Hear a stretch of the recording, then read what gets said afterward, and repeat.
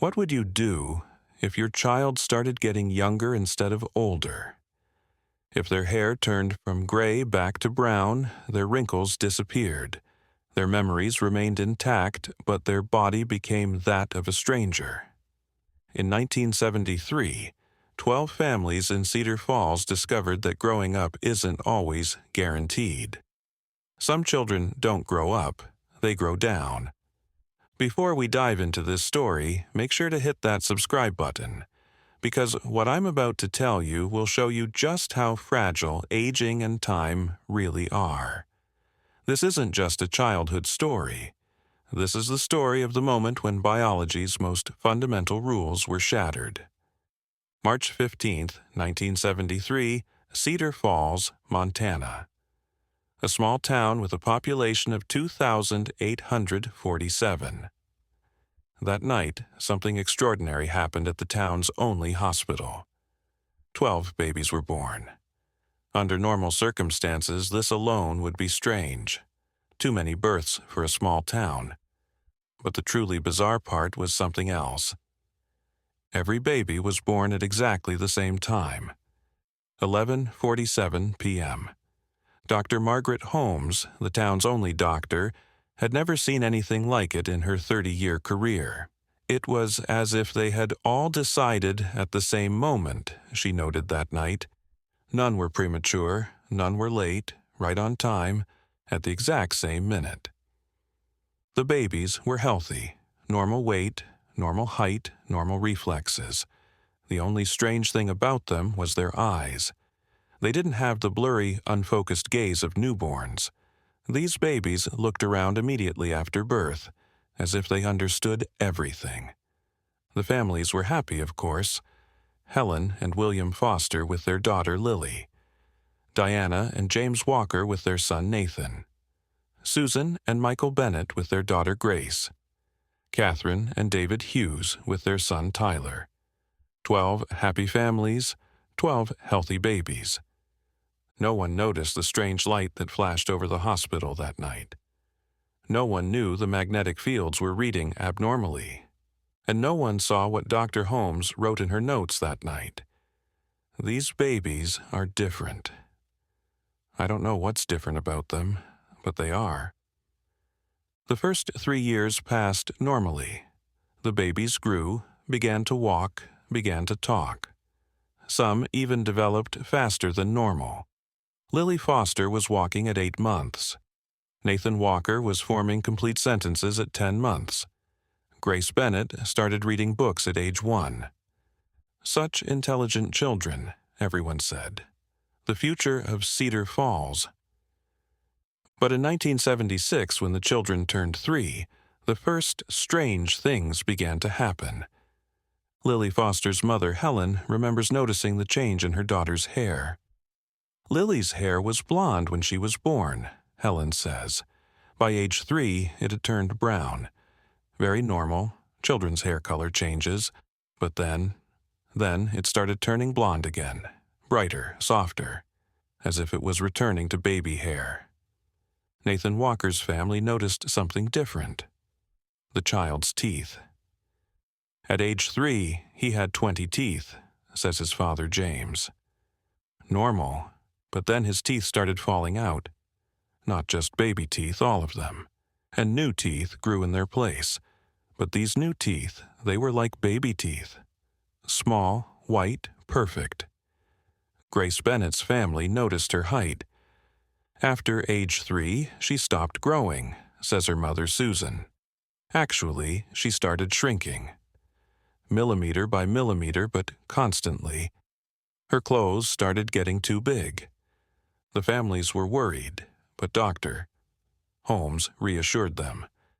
Late development, she said. It happens sometimes. Nothing to worry about. But Dr. Holmes had already begun researching secretly, and what she found frightened her. By 1978, it was too obvious to hide. The 12 children weren't growing up. They were shrinking down. When they should have been 5 years old, they looked like 3-year-olds. Their speech was still perfect, their intelligence levels appropriate for their age, but their bodies were going backwards. Lily Foster's shoe size dropped from 24 to 22. Nathan Walker's height decreased from 105 centimeters to 95 centimeters. Grace Bennett started using a pacifier again, not by choice, but because her body wanted to suck on one. The families panicked and wanted to take them to big hospitals in Denver, but Dr. Holmes stopped them. "Listen to me," she said. "These children are special. If you take them to the big cities, they'll take them away, make them test subjects. Let them stay with us. I'm already researching." Holmes was telling the truth. She had secretly contacted the U.S. government during that period, reporting the situation. The response was clear: silence. Research will continue in secret. No media leaks. But Holmes's real fear was something else. The children weren't just physically shrinking. Their metabolisms were changing too. The first symptom appeared in Nathan. In 1979, when the child should have been 6 years old, he started crying at night. Crying like a baby. He could talk, answer questions, but his body felt baby needs. "I'm not hungry, but I want to suck," Nathan told his mother Diana. "I know it sounds silly, but I can't help it." Dr. Holmes secretly called Dr. Robert Anderson from the University of Denver to Cedar Falls to understand the situation. Anderson was a genetics and aging specialist. What Anderson found in his first examination was incredible. "These children's DNA," he told Holmes, "doesn't age like normal DNA. Actually, it's getting younger. Telomeres are lengthening. Cells are regenerating. It's as if the aging process has been reversed." How is this possible? I don't know. Theoretically impossible. But it's happening. Anderson wanted to do deeper tests. He took blood samples, tissue samples. The results were consistent. All 12 children showed the same anomaly. "They're aging genetically," Anderson explained. "But in reverse. Their bodies are becoming progressively younger, but their brains, their minds, continue to develop normally." Holmes was worried. What will happen in the end? Anderson's answer was terrifying. If this process continues, eventually they'll become babies, physically, but they'll remain adults mentally. In the 1980s, the situation worsened. The children now clearly looked like toddlers. Despite being 7 to 8 years old, they appeared to be 2 to 3 years old. Families stopped taking them outside. They took them out of school. They began hiding them from the rest of Cedar Falls. Lily Foster's family converted their basement into a children's room. Lily now looked like a toy doll, says her mother Helen. But she was discussing politics with me, solving math problems. It was terrifying. Nathan Walker's family faced even greater difficulty. Nathan's body wanted diapers, says his father James. But he was an 8-year-old boy. How were we going to explain this to him? Grace Bennett's situation was the strangest. Grace physically looked like she was 2 years old, but continued reading, says her mother Susan. She would turn pages with gloves, read small letters with a magnifying glass. It was very surreal. During this period, Dr. Holmes and Dr. Anderson continued their research, but they couldn't find any solution. "It's as if nature's rules have been bent," Anderson would say. "These children have stepped outside the aging process." By the 1990s, the 12 children had physically become babies. When they should have been 17 years old, they looked like 6 to 12-month-old infants. But their minds continued to develop. Lily Foster now spoke 3 languages. Nathan Walker was writing poetry. Grace Bennett was developing mathematical theories. The most terrifying part, says Lily's mother Helen, was when Lily would sometimes give me parenting advice. the mind of a 17-year-old girl inside a baby's body. She knew motherhood better than I did. During this period, the families became completely isolated. They had cut off contact with the outside world. The town of Cedar Falls had also signed a pact of silence. No one was talking. But secrecy came at a cost. The families began to collapse psychologically. Diana Walker had a nervous breakdown. I was changing my son's diaper, but he was having political debates with me, she explains. I couldn't handle it. I had to be hospitalized in a psychiatric facility. Susan Bennett began having alcohol problems. I was singing lullabies to Grace, but she was explaining the meaning of life to me. I lost my sense of reality. In 1995, Dr.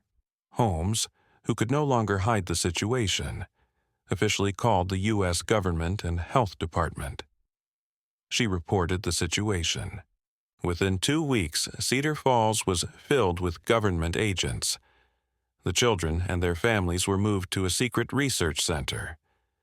Dr. Jennifer Martinez, the government's chief researcher, began examining the situation.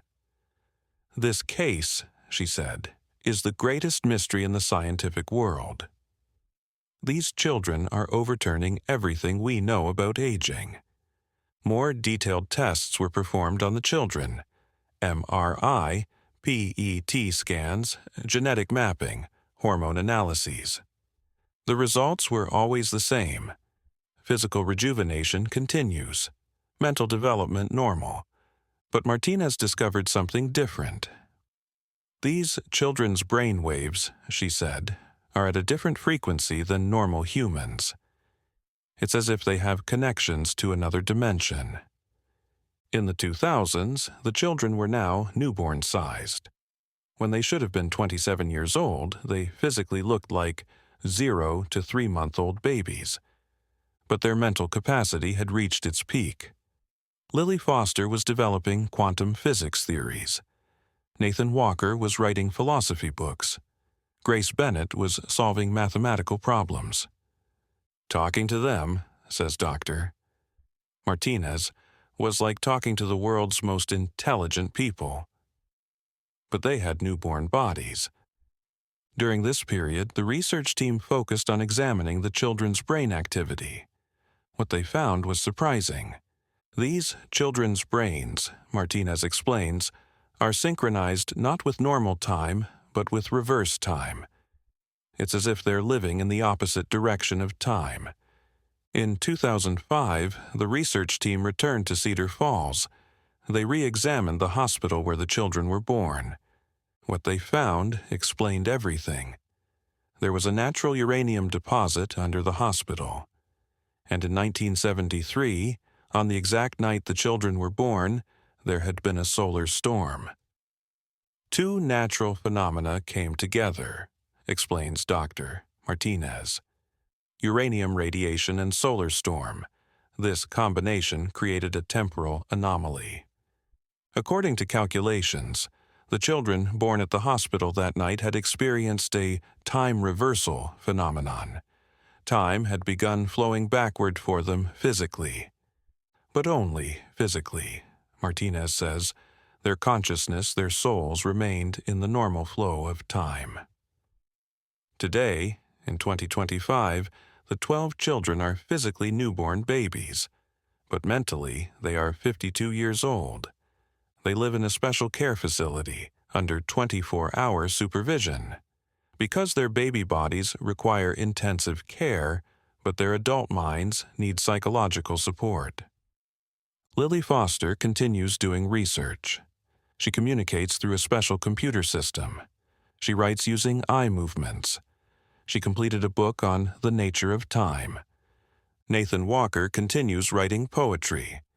His collection, titled Old Heart in Baby Soul, was published last year. His identity is kept secret, of course. Grace Bennett develops mathematical theories. Professors from MIT consult with her. Though she looks like a baby, she's one of the world's smartest mathematicians. Tyler Hughes has started painting. He creates works using special paints with finger movements.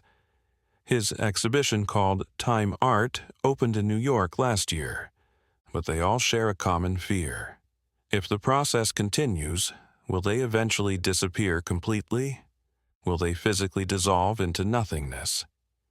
Dr. Martinez's latest research is promising. It seems like they're approaching a balance point, she says. The physical rejuvenation is slowing down.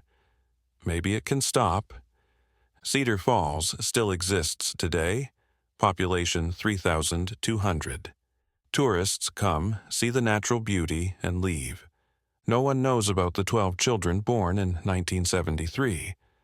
No one knows that time cracked there. But sometimes the elderly in town whisper, "Those babies are still alive," they say. Still babies, but older than all of us. And sometimes, very rarely, strange lights flash over the town hospital, as if time is preparing to crack again. Because one thing was learned in Cedar Falls: time isn't a straight line. It can bend, crack, break. And sometimes, very rarely, people get stuck in those cracks. This was the story of Cedar Falls. The story of time flowing backward, children shrinking, and biology's most fundamental rules being violated. If you enjoyed these kinds of mysterious stories, don't forget to subscribe and turn on notifications, because we have many more stories where time bends and reality turns upside down. And who knows, maybe one day you'll discover your own time anomaly.